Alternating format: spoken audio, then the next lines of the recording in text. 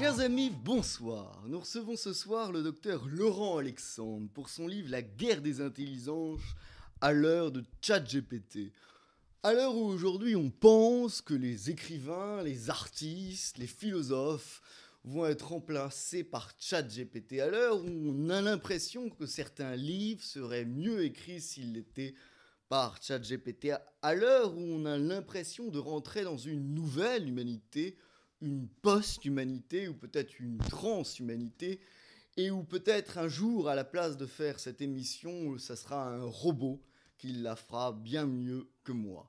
C'est pour ça que nous recevons le docteur Laurent Alexandre. Vous aviez écrit La guerre des intelligences et maintenant c'est la suite qui s'appelle À l'heure de ChatGPT. Pourquoi avoir refait un livre spécial ? Parce que l'évolution technologique a été tellement foudroyante que l'apparition de ChatGPT mérite un livre spécifique, parce que en quelques mois, le monde des spécialistes de l'intelligence artificielle et même l'ensemble de la société civile a été stupéfaite par la rapidité de ces progrès. Il y a aujourd'hui, je trouve, le besoin d'expliciter cette mutation, cette tornade technologique, et de commencer à réfléchir aux conséquences géopolitiques, bien sûr, en termes de souveraineté, mais aussi sociales, en termes d'emploi, mais et également en termes politiques. Comment fait-on société quand les successeurs de ChatGPT vont être plus intelligents qu'une très large partie de la population française ? C'est une question à laquelle on n'a pas réfléchi et à laquelle il faut maintenant réfléchir. Derrière, en filigrane, bien sûr, il y a la réforme de l'école. Alors, quand j'étais petit, il y avait une bande dessinée que je lisais, je trouve, qui s'appelait « On n'arrête pas le progrès ».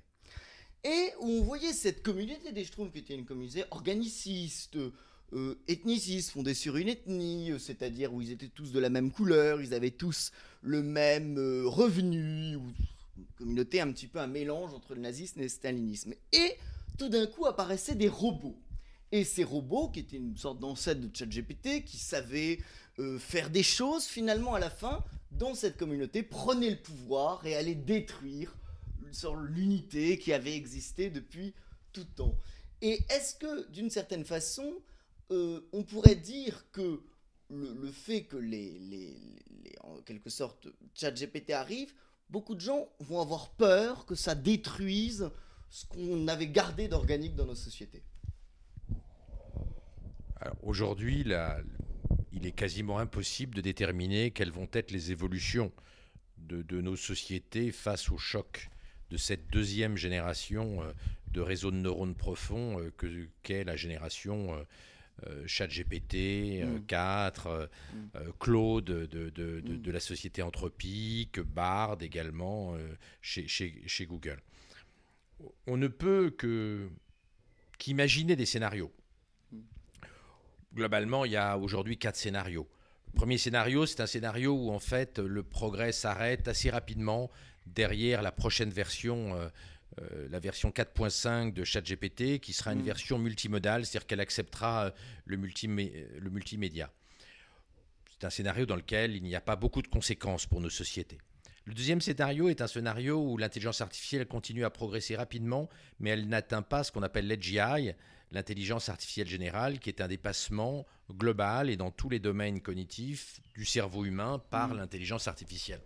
Là, on a un changement plus large, c'est-à-dire un changement civilisationnel, avec une réorganisation complète de nos sociétés. Puis on a un quatrième scénario, qui est le scénario qui a été évoqué par Sam Altman, le fondateur de ChatGPT, il y a un mois, qui est l'arrivée rapide de la superintelligence. Sam Altman estime hautement probable que la superintelligence soit là avant une décennie, c'est-à-dire d'ici 2032-2033. Là, ça n'est plus un changement civilisationnel que nous devrions supporter, mais c'est un véritable changement anthropologique. Et si la superintelligence était là, le scénario dessiné par Elon Musk, c'est-à-dire de l'implantation de microprocesseurs dans nos cerveaux pour nous rendre compétitifs face à l'intelligence artificielle, pourrait s'imposer. Les implants Neuralink qui sont développés actuellement par Musk sont une réponse à l'intelligence artificielle. Et dans un scénario de superintelligence, on ne voit pas très bien comment on échapperait à une hybridation, à une créolisation entre l'humanité et l'intelligence artificielle. Mais alors, première question quand même, parce que vous parlez toujours à la télévision de ChatGPT 4. Et les gens ne vous reprennent jamais. Alors, quelle est la différence entre ChatGPT 3 et ChatGPT 4? Et alors, pourquoi il faut faire une distinction entre eux? Parce que j'ai vu dans vos interviews, vous dites ah ben ChatGPT 4. Et les gens disent ah oui, donc ChatGPT. Mais alors, pourquoi 4? Expliquez-nous. Alors, ce qu'on On va appelle, reprendre ce depuis qu'on le a- début, parce ce que, qu'on appelle ouais. ChatGPT, c'est en fait la version 3.5 qui est sortie le 30 novembre 2022. Et mi-mars est arrivée la version 4 de ChatGPT, qu'en général on n'appelle pas ChatGPT 4, mais GPT-4. Il y a une énorme différence entre GPT-3 et GPT-4. Par exemple, GPT-3, qui est sorti le 30 novembre il y a 6 mois, est fourni parmi les 10% de plus mauvaises copies au barreau américain, c'est-à-dire à l'examen pour être qualifié en tant qu'avocat. À l'inverse, GPT-4 est fourni les 10% de meilleures copies du barreau américain, ce qu'on appelle le uniforme, qui est le barreau des 43 principaux États américains. On peut dire la même chose en médecine. GPT-3 n'arrive pas à se qualifier en médecine. GPT-4 fournit parmi les meilleures copies. Et dans des spécialités assez pointues comme la neurochirurgie, GPT-4 est absolument excellent, alors que GPT-3 n'arrive pas à faire de la neurochirurgie à un niveau compétitif avec les neurochirurgiens. Donc, GPT-4, qui est la version quatrième de ChatGPT, est en très très net progrès par rapport à GPT-3. Cette accélération très forte entre ChatGPT 3 et puis GPT-4 explique les messages d'alarme de ces dernières semaines, et notamment il y a 15 jours, la déclaration en 22 mots de Bill Gates, le fondateur de Microsoft, de Sam Altman, le créateur de ChatGPT, et une très très large partie des meilleurs spécialistes mondiaux de l'intelligence artificielle, et le témoignage de cette angoisse. Cette déclaration était assez angoissante. Tous ces experts mondiaux de l'intelligence artificielle ont déclaré pour limiter le risque d'extermination de l'humanité par l'intelligence artificielle, le contrôle de l'intelligence artificielle doit être organisé à l'échelle mondiale au même titre que la lutte contre la pandémie ou la limitation du risque de guerre nucléaire. Il y a là des propos très alarmistes que l'opinion publique ne comprend pas très bien, notamment parce que beaucoup de gens utilisent ChatGPT dans la version 3 et pas GPT-4. Comment on y accède à la version 4 ? On va sur ChatGPT 3, il y a un menu déroulant avec une icône en haut et à gauche. On déroule le menu déroulant en haut et à gauche qui arrive vers ChatGPT+. Et là, on s'inscrit et on accède à GPT-4. Alors GPT-4 a 155 de QI, ce qui veut dire qu'il y aurait à peu près seulement 20 000 Français qui ont plus, parce qu'on estime le QI moyen des Français à 98. Et alors comme ça m'a amené à poser une question sur le QI, parce qu'on a l'impression que le QI qui a été assez à la mode en français, à une époque on parlait pas mal du QI, tout le monde voulait se mesurer son QI, on a l'impression qu'aujourd'hui ça a un peu mauvaise presse. On avait parlé par exemple de la carte des QI, que selon des pays aurait plus ou moins, tout ça a été un petit peu passé sous le manteau. Et on a tendance aujourd'hui à parler d'intelligence émotionnelle, d'intelligence créative, de plein d'autres intelligences qui ne seraient pas mesurées par le QI.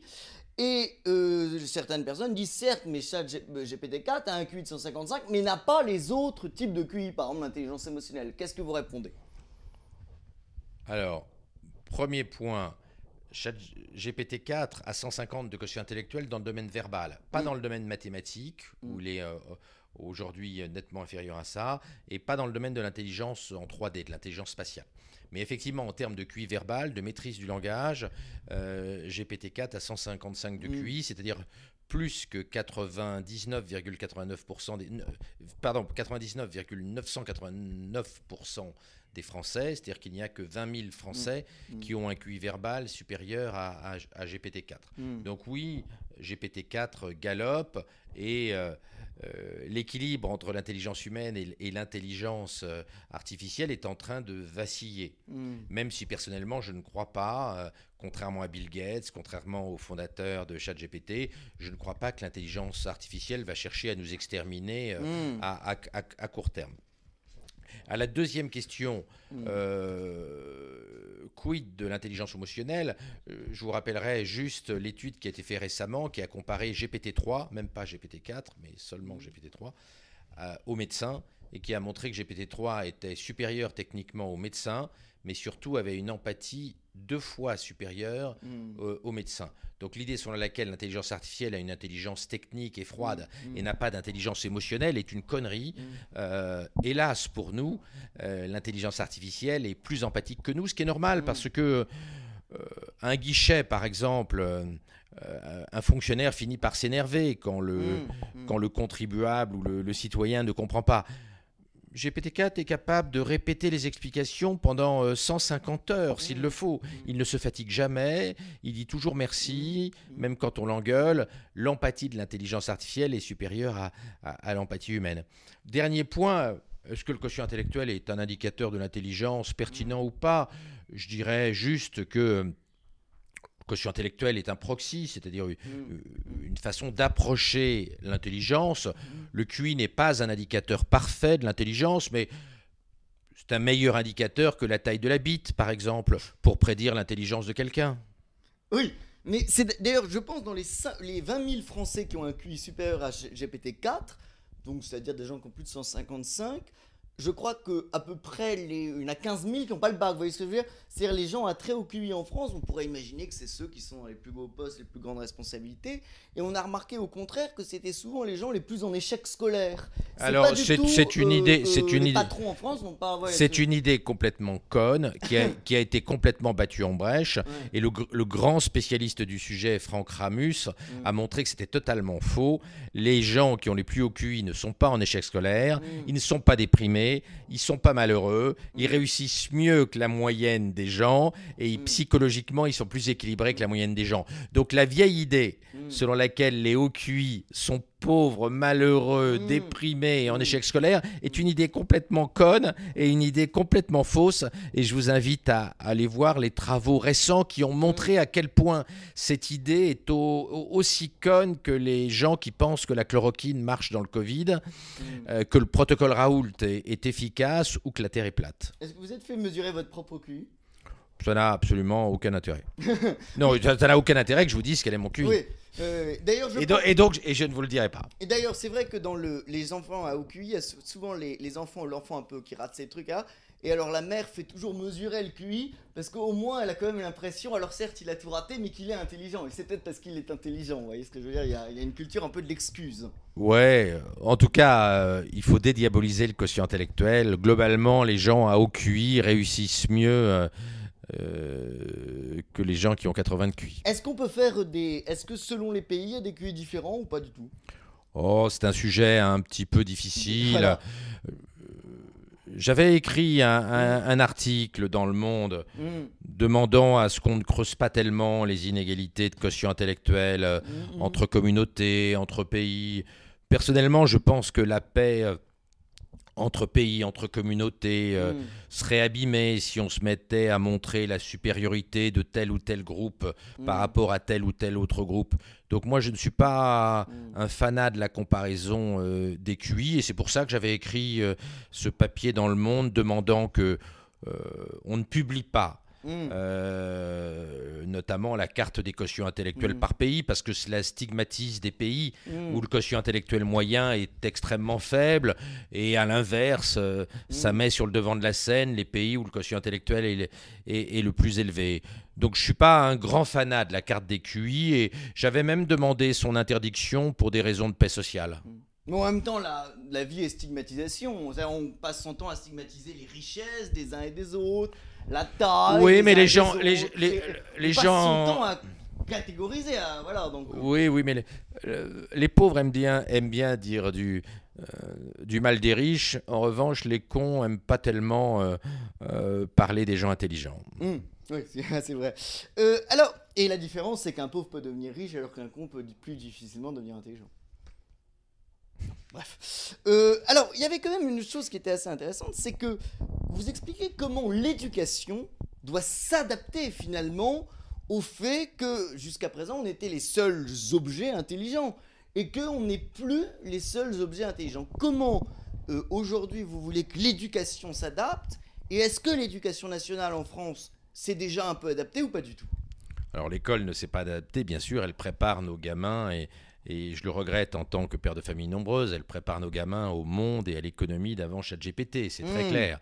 On voit bien que Pam Ndiaye, le ministre de l'Éducation, ne comprend pas ces enjeux et n'a pas transformé l'éducation nationale pour faire face à l'enjeu éducatif que représente l'intelligence artificielle. Alors oui, bien sûr, l'intelligence artificielle galope tellement vite qu'il faut changer l'éducation de manière à ce que nos gamins soient complémentaires de l'intelligence artificielle et ne soient pas écrabouillés par l'intelligence artificielle.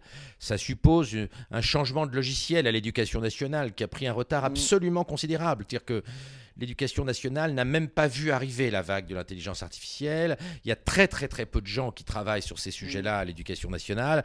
Il y a une révolution culturelle à mener à l'éducation nationale et les structures actuelles de l'éducation nationale n'est pas prête et le ministre doit soit changer sa façon d'adresser ces sujets-là. Sinon, nos enfants auront du souci à se faire sur le marché mondial du travail en 2040. Parce que je vous rappelle que quand on a aujourd'hui des gamins en maternelle, ce qui n'est pas mon cas parce que mes gamins sont plus grands, mais quand on a des gamins en maternelle aujourd'hui, ils seront toujours sur le marché du travail en 2075. Donc il faut les préparer non pas à GPT-4, mais à GPT version 57. Donc il faut une vraie réflexion de l'éducation nationale au moment où l'intelligence artificielle galope. Oui, et en même temps, est-ce que vous pensez aussi, vous êtes de ceux qui disent, par exemple, que de donner, par exemple, trop vite à des gens très très jeunes des nouvelles technologies, ça peut, par exemple, empêcher l'imagination, empêcher la créativité, par exemple, qu'on met des enfants de 3 ans devant un ordinateur ou une tablette, ou est-ce qu'au contraire, ça développe leur connexion? Je suis mal placé pour répondre à cette question-là, parce que j'ai donné un iPad à chacun de mes gamins entre 3 et 5 ans. Je leur ai donné un téléphone portable à chacun entre 5 et 6 ans et un ordinateur à 7 ans. Ce qui est une réponse. Donc, je fais plutôt partie des geeks qui pensent qu'il ne faut pas diaboliser le numérique et qu'il faut mettre ses enfants face à ces outils. D'ailleurs, j'incite fortement tous mes gamins à passer au moins 1 heure par jour sur GPT-4 pour bien maîtriser l'outil. À l'inverse, je ne pense pas qu'il faille faire de chacun de nos enfants des codeurs informatiques. Il faut qu'ils aient une bonne connaissance de ChatGPT et des successeurs de GPT-4, mais il ne faut pas en faire des développeurs. L'essentiel, c'est la culture générale. Face à l'intelligence artificielle, la meilleure chose qu'on puisse donner à nos enfants, c'est une large culture générale. Et je crois que la phrase de Gaulle en 1934 dans Vers l'armée de métier était prémonitoire quand De Gaulle disait « L'école du commandement, c'est la culture générale ». Cette phrase de 1934, elle est encore plus vraie en 2023 face à GPT-4. Oui, mais on pourrait aussi vous répondre, sans faire mon Finkielkraut de comptoir, mais que l'apprentissage d'une culture générale passe par la lecture, passe par un temps finalement assez long, le temps de la lecture, etc., alors que le temps de GPT-4 là, est un temps de l'immédiateté, est un temps de la rapidité, où on met un mot, on trouve des phrases dessus. Oui, mais souvenez-vous qu'à l'époque de Socrate et de Platon, on expliquait que les livres étaient mauvais pour la mémoire de la jeunesse, étaient mauvais pour la citoyenneté, menaçaient l'équilibre d'Athènes. Et on proposait d'interdire le livre dans l'école athénienne de philosophie. Donc cette crainte que les nouvelles technologies allaient être catastrophiques et qu'il faut revenir au crayon à mine n'est pas une crainte récente, elle existait pendant le siècle d'or athénien. Et alors, j'avais quand même une question, c'est qu'on dit, par exemple, grâce à l'intelligence artificielle, on va faire des implants dans la moelle qui peuvent permettre aux paralysés de marcher, on va permettre, le tétraplégique va se relever, c'est quasiment un peu divin. Mais ce qu'on pourrait se demander, c'est qu'est-ce que tout cela, sans faire le gauchiste de base, ne va pas quand même répondre à une logique de marché? C'est-à-dire, est-ce que l'intelligence artificielle ne va pas avant tout permettre en quelque sorte aux aider, vous avez ceux qui ont pris part à la mondialisation et laisser de plus en plus C'est de pas un côté les problème, autres. c'est pas un problème de marché. Ces technologies sont gratuites ou quasi gratuites. ChatGPT est gratuit, donc c'est pas un problème de marché, c'est pas un problème d'inégalité financière. C'est un problème d'inégalité cognitive. Oui, les gens intelligents bénéficient plus de ChatGPT que les gens pas intelligents. Et une étude récente a montré que les outils de la génération de ChatGPT améliorent la façon de travailler de tout le monde, mais beaucoup plus celle des gens intelligents et innovants que des gens moins intelligents, moins doués et moins innovants. Donc oui, ces outils augmentent les inégalités intellectuelles, même si ces outils augmentent les capacités et l'aptitude au travail de tout le monde, mais davantage pour les gens plus doués. Donc notre réflexion sur les inégalités dans le futur, elle doit s'élargir. Le problème n'est plus aujourd'hui du côté des inégalités financières, des inégalités monétaires, c'est du côté des inégalités cognitives. Nous rentrons dans une économie de la connaissance où il est clair qu'il y a un avantage aux gens plus intelligents et plus innovants qu'aux gens moins intelligents et moins innovants. Et nous n'avons pas réfléchi à cette société que nous avons créée, cette économie de la connaissance, qui donne une prime énorme aux gens les plus doués. Bien sûr, parce que c'est un tabou et parce que l'intelligence est dans nos sociétés le principal tabou, peut-être même le dernier tabou. Oui, et alors il y a quand même une question que je me pose, c'est dans le monde de ChatGPT ou de GPT-4, finalement, par exemple, Pic de la Mirandole, un encyclopédiste, quelqu'un qui a énormément de connaissances dans tous les domaines, finalement, toute sa connaissance aujourd'hui, il n'a même plus besoin de l'avoir, il suffit de maîtriser l'outil de ChatGPT et il n'a plus besoin d'avoir des connaissances encyclopédiques dans tous les domaines. Pour donner un exemple, il n'a pas besoin d'avoir lu toute la littérature, il suffit de savoir maîtriser le truc qui permet d'accéder à n'importe quoi. Bref, est-ce que on a l'impression que l'encyclopédiste, presque le sachant, l'universitaire, par exemple la figure de l'universitaire aujourd'hui, qui est spécialiste, qui connaît tout sur la littérature anglaise entre 1700 et 1950, n'a plus tellement de raison d'être. Est-ce que, dans cette société, au contraire, celui qui aura plus raison d'être sera finalement l'artiste, c'est-à-dire celui qui, c'est-à-dire, pour donner un exemple, pas le spécialiste de littérature, mais l'écrivain, pas celui qui sait peindre parfaitement, parce que ça, le logiciel peut le faire, mais celui, comme disait Picasso, à 7 ans, je savais peindre parfaitement, et toute ma vie, j'ai désappris à peindre. Celui qui a l'invention quelque part. Alors,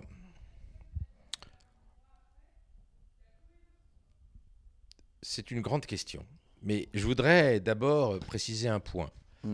Quand on parle de Pic de la Mirandole, qui effectivement était un esthète de la Renaissance assez encyclopédiste, on oublie que le savoir humain, à l'époque, tenait en 5000 pages. Le savoir médical double tous les 18 mois. Personnellement, en tant que chirurgien urologue, et la chirurgie urologique est une des 25 spécialités médicales, je dois maîtriser et connaître à peu près 1/1000e du savoir médical d'aujourd'hui. 1/1000e. Pas plus. Et on parle que de la médecine. Je ne parle pas de l'astrophysique, de l'histoire, etc. L'explosion de la connaissance fait que de toute façon, la référence à Pic de la Mirandole n'a aucun sens. Pic de la Mirandole vivait dans une époque où le savoir total était insignifiant. L'astronomie de l'époque de Pic de la Mirandole, ça fait 2 pages. Il y avait extraordinairement peu de savoir à l'époque, extrêmement peu de connaissances. Donc l'idée de pouvoir être généraliste aujourd'hui est une fiction et seuls les mythomanes peuvent prétendre être des généralistes en 2023. Donc c'était une figure de style, vous voyez ce que je veux dire. Je vois très bien, mais je me permets de rappeler qu'à l'époque de Pic de la Mirandole, le stock de connaissances humaines tenait dans une malle. Et encore, beaucoup de cette connaissance s'est révélée fausse, notamment dans les sciences. Donc aujourd'hui, dans ce monde hyper technologique, hyper scientifique, que faut-il faire? Une seule chose: être complémentaire de l'intelligence artificielle. Tous les autres seront au chômage ou au revenu universel. Il n'y a de place que pour les gens qui répondent à l'équation moi plus IA Mm. est supérieur à IA seul. Mm. Chacun d'entre nous Mm. doit lutter pour qu'il soit associé à Mm. l'intelligence artificielle supérieure à l'intelligence artificielle sans lui. Mm. Donc c'est ça le problème. Après de savoir s'il faut faire du dessin, de la pâte à modeler, Mm. de la sculpture, de la neurochirurgie, de l'histoire, je n'en ai aucune idée, puis je m'en tamponne, c'est pas le sujet. Il n'y a pas de spécialité plus préservée qu'une autre face à l'IA. La seule question qu'on doit se poser, c'est comment je fais mieux que l'IA seul. Et ça dépend de ses goûts, ça dépend de ses aspirations. Il n'y a pas de secteur protégé. Il serait complètement con de dire il faut faire de l'art ou il faut faire de l'histoire parce que ça va moins être impacté par l'intelligence artificielle. Ça n'a aucun sens.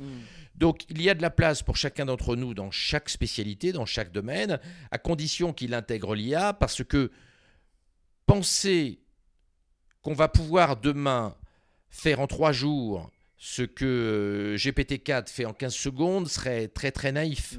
Donc de toute façon, nous serons obligés de travailler avec l'IA. Mais certains vont travailler avec l'IA avec un résultat qui ne sera pas supérieur à l'IA seul. Et ceux-là, ils finiront au chômage de longue durée. Ça pose d'ailleurs une autre question. Sam Altman, le créateur de ChatGPT, a déclaré récemment qu'il allait créer une expérimentation de revenu universel. Il considère que nous n'arriverons pas à rendre compétitif une partie importante de la population. C'est-à-dire que beaucoup de gens seront inadaptés et n'apporteront rien dans l'économie de la connaissance qui est en train de s'ouvrir devant nos yeux. Et je pense que c'est extrêmement dangereux comme vision.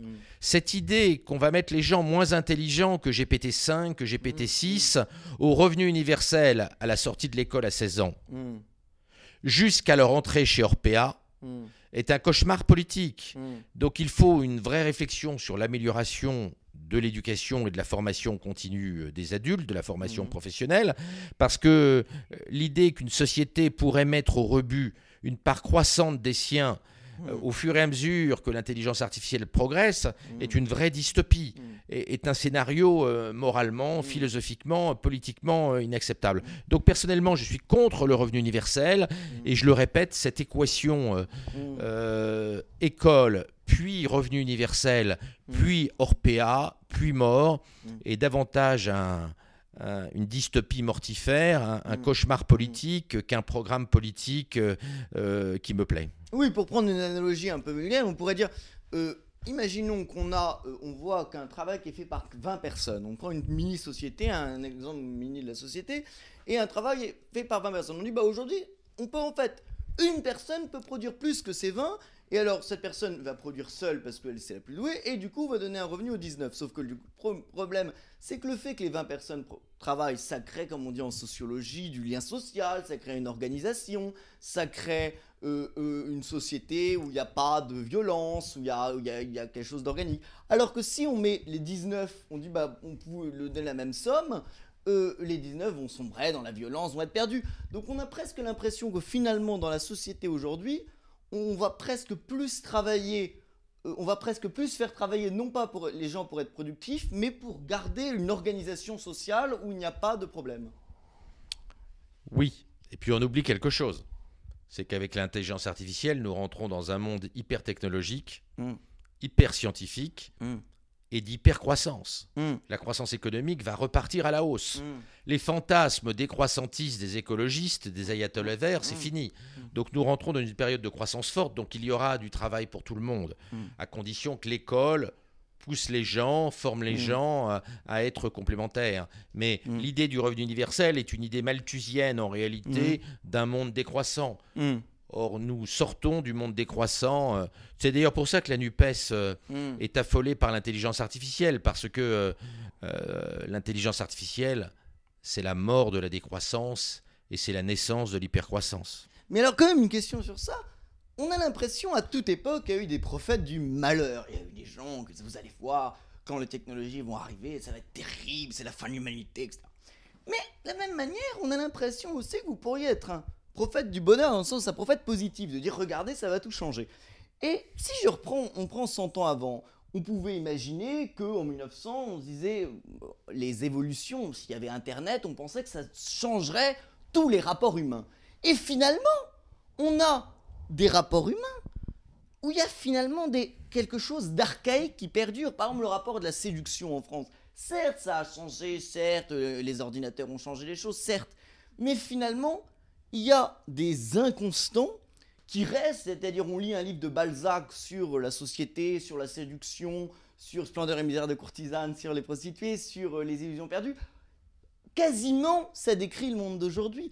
Donc finalement, est-ce que ce n'est pas aussi une erreur de penser que ces outils vont à ce point-là modifier la société? Est-ce que finalement, il n'y a pas des constances ou des archaïsmes qui vont perdurer? Alors d'abord, il faut se méfier. Il y a des choses qui sont constantes et puis qui cessent de l'être. Jusqu'en 1917, le New York Times fait un papier en expliquant qu'il n'y a jamais eu autant de chevaux aux États-Unis d'Amérique, ce qui est bien la preuve que l'automobile a échoué et que l'automobile n'a pas d'avenir. C'est juste, l'article du New York Times sort au moment où l'automobile va exploser et va remplacer la voiture à cheval, à tel point que on emmenait par millions les chevaux à l'abattoir et que la viande de cheval ne valait plus rien, tellement il y avait de chevaux à l'abattoir avec l'arrivée de la voiture automobile. Donc le fait qu'il y ait des permanences ne signifie pas qu'il ne va pas y avoir une rupture derrière, comme il y en a eu avec le cheval, ce qui a ridiculisé le New York Times et son analyse à la mort moelle-neu sur le fait que l'automobile avait échoué et que l'avenir restait à la locomotion hippomobile, la locomotion à cheval. Donc je ne suis pas certain que les persistances du passé, sociologiques, politiques, psychologiques, le resteront au bout de 30 ans d'évolution de l'intelligence artificielle. Et alors, dans le même ordre d'idée, on a l'impression, ce qui est assez étonnant, c'est que ceux qui aujourd'hui utilisent le mieux cette intelligence artificielle, par exemple, je pense à Trump, en tout cas pas l'intelligence, mais Twitter, qui utilise le plus. De la même manière, en France, ceux qui ont le plus été présents sur Internet, ceux qui ont le plus présents sur YouTube, ceux qui ont fait des innovations, je crois que, par exemple, dans la campagne de Zemmour, ils ont eu des innovations sur les... Bref, énormément d'innovations technologiques. De la même manière, l'extrême droite est très présente sur Internet. On a vu que Trump a gagné en partie par grâce au forum, grâce au Twitter, grâce à ce qu'on appelait au mème, à toute une culture d'Internet. Donc on a l'impression que ceux qui savent utiliser mieux ces outils, ceux qui finalement sont les gagnants de ces outils, sont plutôt, on appellera ça comme on veut, l'extrême droite, les conservateurs, etc. Ce qui est assez étonnant parce que d'habitude, enfin dans le cerveau des gens normaux, le progressisme en quelque sorte, une sorte de macronisme devrait aller de pair avec les nouvelles technologies. Alors qu'aujourd'hui c'est l'inverse, on a l'impression qu'au contraire les progressistes sont complètement ringardisés et sont encore dans des modèles totalement sclérosés, alors que le conservateur a tout compris du monde du futur. Oui, alors Twitter a bien manipulé l'opinion.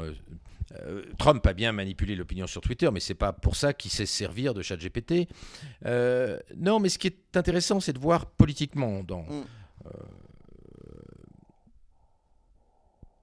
l'arc de cercle des politiques, on voit bien que la NUPES ne parle jamais d'intelligence artificielle. Ouais. Mais pour les raisons que j'ai dit tout à l'heure, c'est que l'intelligence artificielle fait peur à la NUPES parce qu'elle signe la fin de la décroissance et le début de la croissance. Or, Mélenchon s'est rallié à l'islamo-gauchisme d'un côté, puis à la décroissance verte de l'autre. Donc, c'est traumatisant pour la NUPES de voir arriver la vague d'hypercroissance, alors que Sandrine Rousseau et tous les Khmers verts nous ont convaincus que nous allions rentrer dans une période d'arrêt de la croissance et de retour dans un passé technologique. Et puis par ailleurs, les centristes, les macronistes sont paniqués et n'osent pas beaucoup parler de l'intelligence artificielle parce qu'ils ont peur d'entraîner des peurs collectives avec le retour d'une vague de type gilet jaune. Si l'opinion publique craint que l'intelligence artificielle ne dévore les emplois. C'est pour ça qu'effectivement, aujourd'hui, c'est principalement la droite nationaliste qui aborde ces sujets comme l'intelligence artificielle et notamment le RN. On a bien vu que c'est Jordan Bardella Bordella, le patron du RN, qui a donné le plus d'interviews au sujet de l'intelligence artificielle. Mais ça pourrait changer si la NUPES, si la gauche cesse d'être technophobe pour faire plaisir aux fantasmes décroissantistes de Mélenchon sur le retour. Elle peut redevenir favorable à la science et à la croissance comme elle l'a toujours été jusqu'à l'arrivée de Mélenchon au pouvoir. Je parle au pouvoir au sein de la gauche. Donc aujourd'hui, effectivement, c'est surtout la droite de la droite qui s'intéresse à ces sujets-là. Mais ça peut changer. Je ne désespère pas que la gauche arrête ses fantasmes décroissantistes et redevienne ce qu'elle a toujours été, favorable à la science et à la croissance. Est-ce que c'est pas aussi une raison démographique que les jeunes en France votent beaucoup plus le vote RN est majoritairement jeune, alors que le vote, par exemple, pour Macron ou pour le Parti Socialiste est majoritairement vieux? Oui, il y a un vote jeune pour le RN, on est d'accord. Mais il y a des raisons plus profondes sur celles que j'ai dites, à mon avis. Et est-ce qu'on pourrait même pas dire qu'au niveau mondial, ce qui est assez intéressant, c'est que j'ai l'impression que on pouvait imaginer que le monde de l'intelligence artificielle, etc., va de pair avec un certain mondialisme. Et on a l'impression maintenant d'avoir presque une sorte de mondialisation des anti-mondialistes, c'est-à-dire avec Bolsonaro, avec Trump, avec Poutine, avec finalement des gens qui utilisent extrêmement bien les nouvelles technologies, qui sont pas spécialement dans des fantasmes décroissantistes, qui sont plutôt des libéraux, mais qui en même temps sont relativement anti-mondialistes et finalement s'entendent au niveau mondial sur l'anti-mondialisation.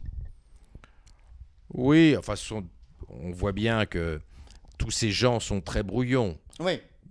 Poutine est très brouillon sur le plan politique, et puis la guerre en Ukraine a montré que son armée était corrompue jusqu'à la moelle, que le pays était très pauvre, que ces fameux missiles hypersoniques qui devaient casser la baraque, la quasi-totalité sont arrêtés par les missiles de la défense ukrainienne, etc. Trump a montré ses limites, le complotisme ne fait pas une politique. Donc cette ultra-droite autoritaire, assez nationaliste, je ne suis pas sûr qu'elle soit adaptée à gérer ces technologies-là. L'intelligence artificielle est dans les choux au Brésil. La Russie a un retard en informatique considérable, même s'il y a quelques hackers brillants. Et l'échec total des missiles hypersoniques dont je parlais à l'instant montre le retard énorme de la Russie sur le plan technologique, n'en déplaise aux gens qui sont amoureux de Poutine comme Zemmour, qui voulait être le Poutine français, etc. Donc, je ne suis pas sûr que ces populistes de l'ultra-droite nationalistes sont les mieux adaptés pour faire rentrer leur pays dans l'économie de la connaissance accélérée par l'intelligence artificielle. Et vous ne pensez pas, parce que j'avais reçu Michel Maffezoli qui en parlait, que finalement le monde de ChatGPT, le monde de l'intelligence artificielle, le monde des nouvelles technologies, alors qu'on avait quand même un monde relativement, disons, moderne, c'est-à-dire progressiste, rationaliste, qui allait à peu près depuis 100 ans dans une pente continue, aujourd'hui que la postmodernité serait en forme, d'une certaine façon, un retour de l'archaïque, et qu'on pourrait voir finalement un retour des tribus, un retour du tribalisme, un retour des hystéries collectives, le retour finalement du sentiment, le retour de l'émotion, alors qu'on était dans le rationnel. Un retour de l'archaïque dans la postmodernité. Pendant les périodes d'accélération de la modernité, on a eu des archaïsmes incroyables. À la Renaissance, en France et en Allemagne, il y a eu 90 000 sorcières brûlées. Dans l'imaginaire des petits Français, la Renaissance est une période extraordinaire sur le plan artistique, scientifique et une période de grande modernité. Dans les mêmes temps, dans les campagnes françaises et allemandes, on brûlait à tour de bras des sorcières avec des procès iniques, complètement délirants, des arguments d'un archaïsme absolument effroyable. Et aujourd'hui, en pleine croissance des technologies d'intelligence artificielle et des technologies NBIC au sens large du terme, On voit des charlatans qui ont pris le pouvoir médiatique pendant la crise du Covid, à tel point qu'il reste encore beaucoup de Français, notamment parmi les gilets jaunes, qui sont convaincus que la chloroquine marche dans le Covid-19 et qui n'ont toujours pas compris que Raoult a bidouillé les études et que le protocole Raoult n'a aucune efficacité dans le Covid et qu'aucun médecin au monde n'utilise plus la chloroquine dans le Covid. Votre livre est dédié à Olivier Véran. Comment ? Votre livre est dédié à Olivier Véran. Oui, bien sûr. Olivier Véran a résisté face à la folie du charlatanisme, face à tous les magouilleurs de données, à tous les gens qui ont présenté des traitements totalement inefficaces comme miraculeux dans le Covid.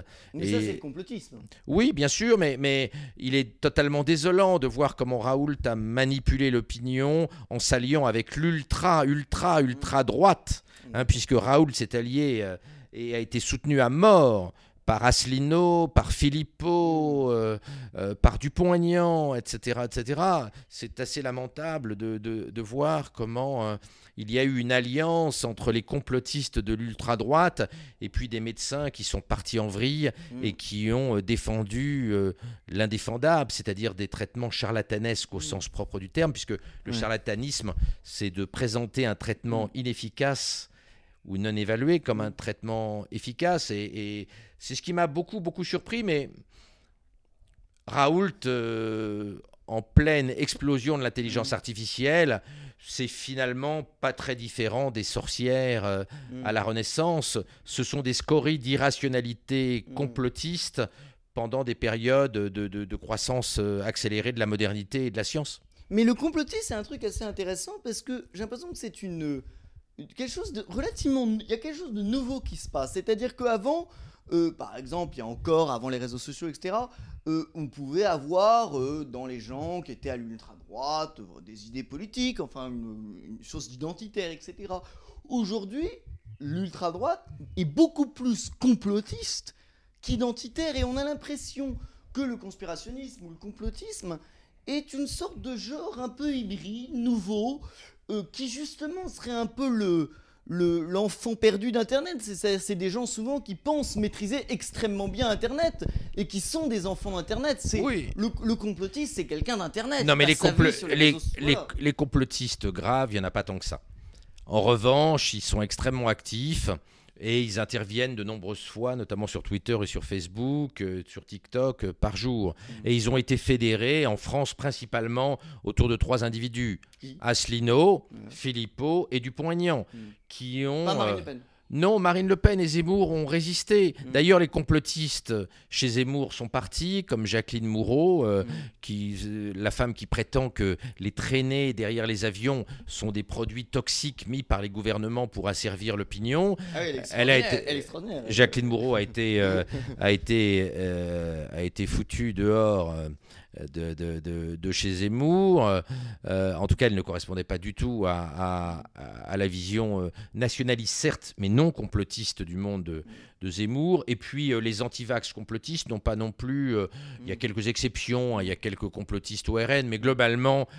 les dirigeants du RN ne sont pas des complotistes anti-vaccins et n'ont soutenu qu'au tout début le protocole Raoult, mais pas très longtemps. En revanche, Asselineau, Dupont-Aignan et Philippot... Ils sont même pas spécialement de droite, Asselineau, Dupont. C'est même pas la droite identitaire. Enfin, c'est pas une droite identitaire, c'est effectivement... Une ultra-droite complotiste qui relaie assez souvent les thèses de QAnon, notamment dans l'entourage de Philippot. Il y a des QAnonistes assez cognés qui prétendent qu'il y a des enfants dans des caves dont on prend le sang pour faire des potions pour les gens riches, qui sont des thèmes directement QAnonistes. Mais quand vous dites ultra-droite, par exemple Philippot, excusez-moi, mais ces gens, je pense, entre Juan Branco, qui est normalement l'ultra-gauche, et ça, la différence est quand même quasiment infime. Ce que je veux dire, c'est que même ces gens-là, Asselineau, Dupont-Aignan, Philippot, viennent pas spécialement même d'une culture de droite. Je dirais plus même qu'ils pourraient venir d'une culture presque à la limite de gauche, ou en tout cas, oui, mais leur culture, transgenre entre les deux. Leur mais culture le complotisme est devenu une culture. Oui, bien sûr. Mais leur culture complotiste les a éloignés de leurs racines. notamment Philippot, et les a mis dans un ghetto quanoniste qui est quand même un ghetto d'extrême droite. Et même si Philippot, au départ, était idéologiquement un homme de gauche, qui s'est trouvé un peu par accident au Rassemblement national, parce qu'en économie, il est en fait un clone de Chevènement ou de Montebourg. Il est très, très, très à gauche en économie. Il s'est retrouvé au RN... sans doute par opportunisme, et il est parti dans l'ultra-droite complotiste, sans doute par opportuniste. Il est d'ailleurs assez intéressant, alors qu'il n'a cessé de gueuler contre les confinements, de voir l'une de ses premières vidéos sur le Covid, où il dit énormément de mal de Macron, et il reproche à Macron de ne pas avoir fermé les cafés, les terrasses de café, les salles de sport, etc. Et c'est en opposition totale avec ce qu'il va raconter quelques semaines plus tard. On voit que ce monde complotiste est en fait constitué de girouettes qui, pour manipuler l'opinion, sont capables d'expliquer un jour qu'il est honteux de ne pas avoir fermé les cafés, et que c'est honteux quelques jours plus tard de les avoir fermés. Et alors pour finir, pour ouvrir, Neuralink, alors qu'est-ce que c'est, ça vous inspire, la puce, on a fini en 3 minutes, hein. On fait finir sur ça, la puce pour cerveau d'Elon Musk, et l'idée que finalement on pourra faire des humains surdéveloppés, des humains... Comment ça se passe concrètement, nous qui sommes assez ignorants, qui regardons l'émission là, pour des gens, comment, expliquez-nous un peu, qu'est-ce que c'est et comment concrètement ça se passe? Alors, Neuralink est une société créée par Elon Musk qui est destinée à mettre des circuits intégrés dans nos cerveaux et dans le cerveau de nos enfants pour traiter des maladies ou pour augmenter nos capacités mnésiques et cognitives, c'est-à-dire pour nous rendre plus intelligents. Première étape, traiter les maladies. Deuxième étape, nous rendre plus intelligents. Pour l'instant, la technologie est encore embryonnaire, elle ne fonctionne pas. Les prothèses Neuralink devraient être commercialisées dans les années qui viennent progressivement. Elles ne le sont pas encore. Les premiers essais cliniques ont été autorisés par la Food and Drug Administration, la FDA, qui donne les autorisations pour l'implantation des prothèses aux États-Unis. L'idée de Musk, c'est que l'intelligence artificielle va tellement vite que si nous ne mettons pas des prothèses dans nos cerveaux pour nous mettre à égalité avec l'intelligence artificielle, nous allons être zigouillés, exterminés par l'intelligence artificielle. Elon Musk a dit, si nous n'augmentons pas nos cerveaux, l'intelligence artificielle va nous écraser et les plus gentils d'entre nous seront nourris par l'intelligence artificielle comme je nourris mon Golden Retriever. Et 48 heures après la sortie de GPT-4, il a dit « L'intelligence artificielle galope tellement vite que je me demande ce qui va nous rester à nous, cerveau biologique, cerveau humain. » Et il ajoute « Je pense que la seule solution, c'est Neuralink, c'est l'augmentation de nos cerveaux. » Il a d'ailleurs dans la foulée dit qu'il n'aurait aucune hésitation à mettre des microprocesseurs Neuralink dans le cerveau de ses propres enfants pour augmenter leurs capacités intellectuelles et les rendre compétitifs face à l'intelligence artificielle. Alors, est-ce que la société va suivre Musk ? Est-ce que nos enfants vont mettre dans leur cerveau des microprocesseurs et dans le cerveau de nos enfants, c'est-à-dire nos petits-enfants, des circuits électroniques? Je ne sais pas. Je ne sais pas comment l'opinion va évoluer.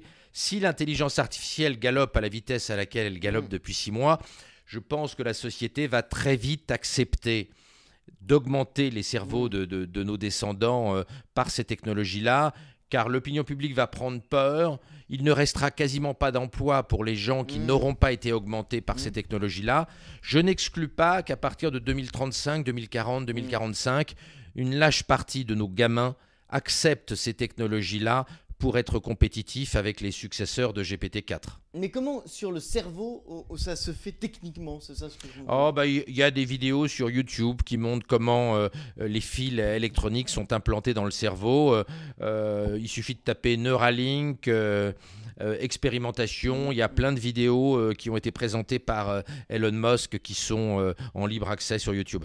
Mais est-ce que dans cette mesure-là, si on peut augmenter les gens, par exemple, on peut aussi les changer. Par exemple, je ne sais pas, des gens qui ont été des meurtriers, des serial killers, des condamnés, des malades. Dans quelle mesure on peut les évoluer? On peut théoriquement tout modifier dans le cerveau humain dans le futur. Le champ de la neuropolitique et de la neuroéthique est immense. Dans quelle mesure peut-on manipuler les cerveaux de nos descendants? Jusqu'où peut-on le faire? ça va être le plus grand débat politique du XXIe siècle. Ce débat neuroéthique, il ne fait que commencer, et je crois qu'il nous est impossible aujourd'hui d'imaginer ce que nos enfants vont faire en matière de neurotechnologie. Nos intuitions d'aujourd'hui se révéleront fausses. Mon sentiment, c'est que face à la tornade de l'intelligence artificielle, nos enfants vont accepter beaucoup, beaucoup de bidouillage du cerveau pour rester dans la course face à l'intelligence artificielle. Merci beaucoup Laurent Alexandre, merci beaucoup à tous. Salut et fraternité.